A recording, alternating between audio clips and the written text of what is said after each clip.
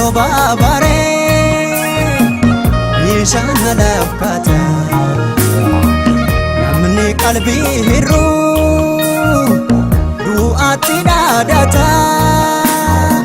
Namni seenaan beekne haadha gurgurata Baha malee iftuun ni hambahu Iftuun ni hambahu Duras malee dhugaa dhabuun ta'u Namni kaayyoo waraanamee toksa Waraanamee toksa Bishaanillee humnaan dhagaa cabsa Jilee cabbiidha jedhee hin amanu Erga aangoodhas jennee hin abdannu Kan garaan koo hawwitee siddoo qaba Olee buluu singaddu gaaf tokkoon qaqqaba Dhugaan bu'ee sobaatu mirgisa Sabnis nuffee kunooni jallisa Bara farra biftuun ifan qabu Bara sobaa dhugaan mirgaan qabu Facaasanii akaahii waan margu Obbaafateera kan du'e waan argu Seenaa sodaabu ifnee maallu dhibe Fala qabna nu dhaloonni qube Abdiin muriini dhaloonni waa fala Dhugaan maseene boruu lakkoo dhala Abdiin muriini dhaloonni waa fala Dhugaan maseene boruu lakkoo dhala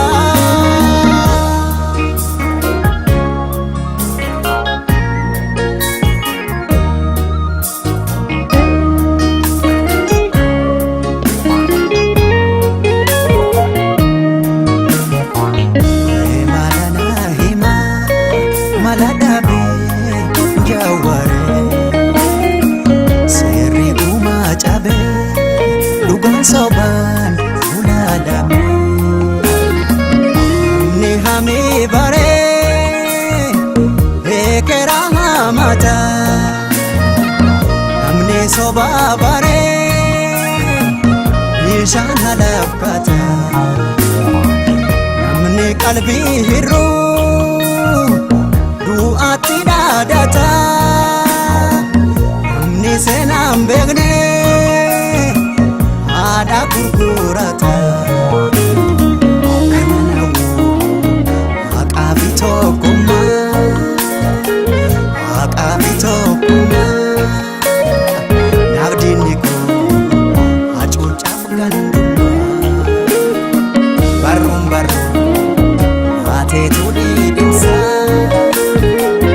Haateetu dhiidhimsa Qaroon bohee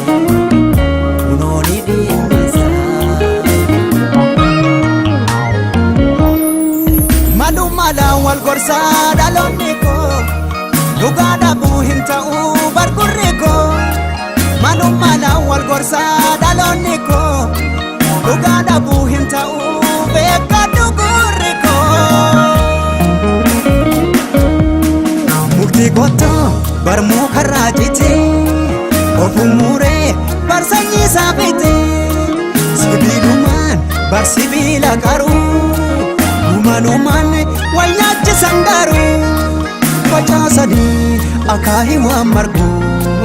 Obbaafateera kan du'e waan argu Seenaa sodaabu ifnee maallu dhibe Fala qabna nu dhaloonni qube Abdiin muriini dhaloonni waa fala Dhugaan maseene boruu lakkoo dhala